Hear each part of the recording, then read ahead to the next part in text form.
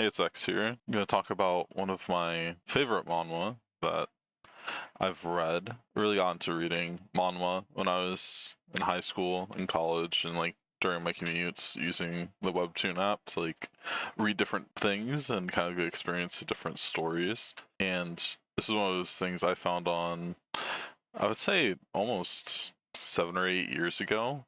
And the way the story evolved over time was one of those stories that is very long form and kind of changes the vibe of the story, and the scale of the story very slowly changes as you continue reading. And at the start, it's really slice of lifey, where you have your main character Joon-Woo, who isn't really popular. He is quite an outcast. He doesn't have friends. He really kind of just goes to school, does homework. Sometimes he goes to a PC bang and plays games, and his main social outlet is using this app called Random Chat, which is the whole thing it's named about.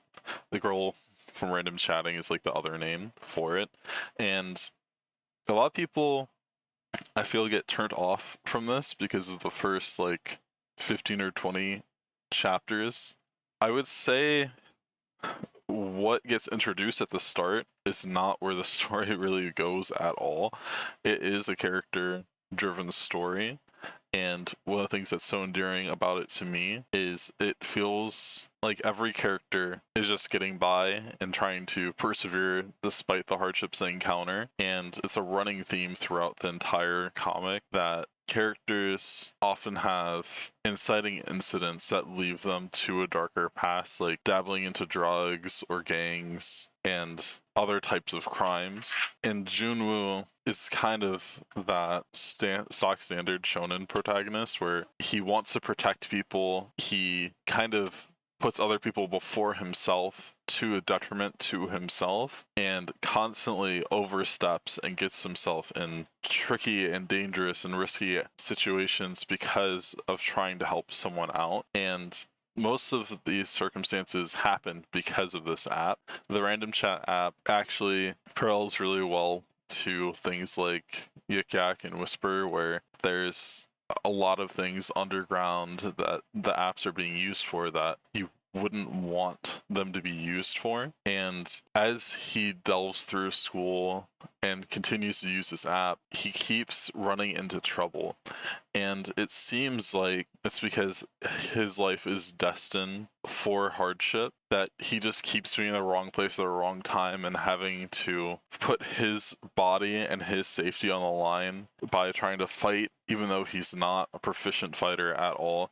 He keeps finding himself in positions to try to help people who are going to get robbed or potentially beat up or roped into debt because of the things they've done through this app. And it feels like a cosmic force is guiding his life to constantly be the martyr. And this has a very noticeable weight on Joon-Woo because he constantly is trying to battle his own internal monologues and feelings. He quite struggles with imposter syndrome and having depressive episodes, and even the friends he had when he was young, like Tai Yang, he pushes away or refuses to interact with. And there's very few people in his life that stay with him through all of his struggles throughout the story, such as Yuri and Hamin, and it's very hard for them. The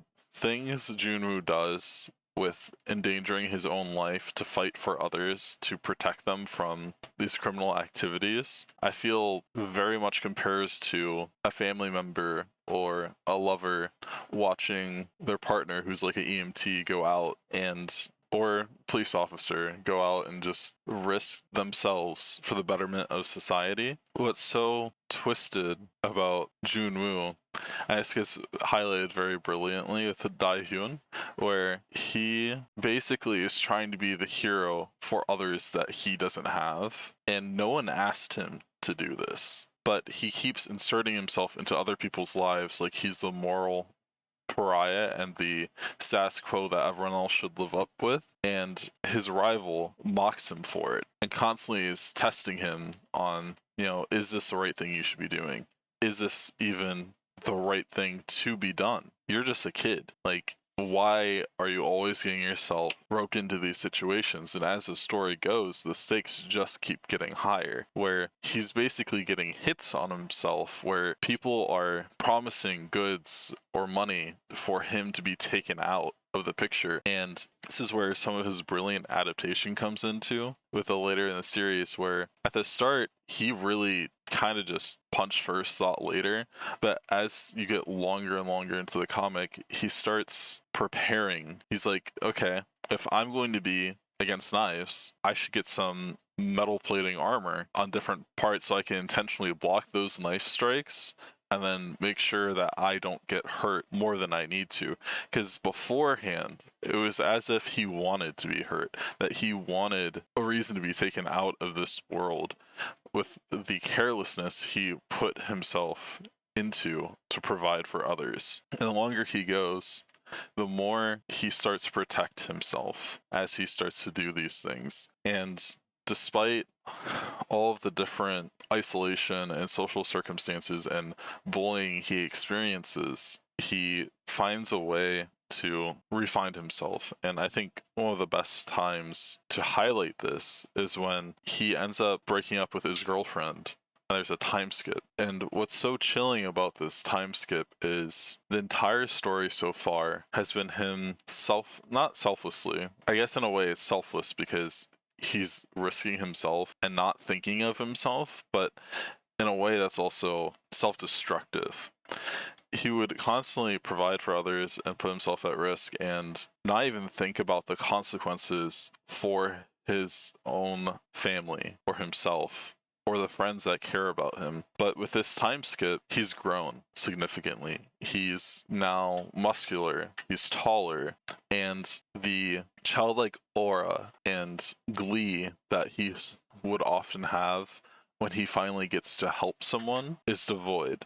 Looking into his eyes is like an abyss, and all of the happiness that he got from providing for others is completely gone. Instead, he meets a new character, and she very much parallels Rira. And this new character is having issues with her boyfriend, and he's basically manipulating her into doing favors for her through blackmail. And instead of jumping on the chance to fight someone and set the tone straight and rescue her, he just tells her, oh, go to the cops. Like, why are you talking to me? This isn't my issue. Like, I don't care.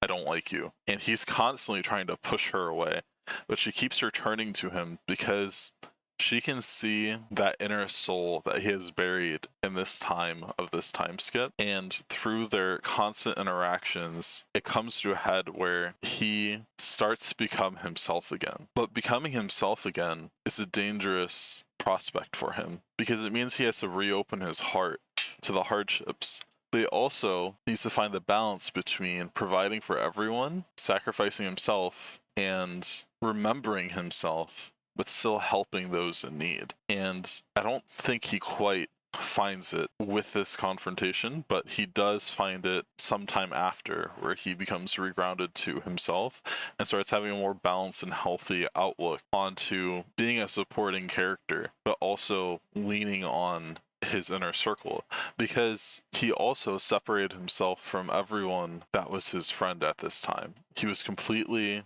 separating himself from everything, completely introspective, but the introspection was just to work out and forget everything he ever worked towards. It was a true regression of his character, but he was able to come back. And when he comes back, it feels like such a strong reform for him that it makes the whole journey of his character worth it for me. And this is one of the main reasons why I really enjoy Random Chat. It's following Joon-Woo and how he changes and grows as a person despite the hardships.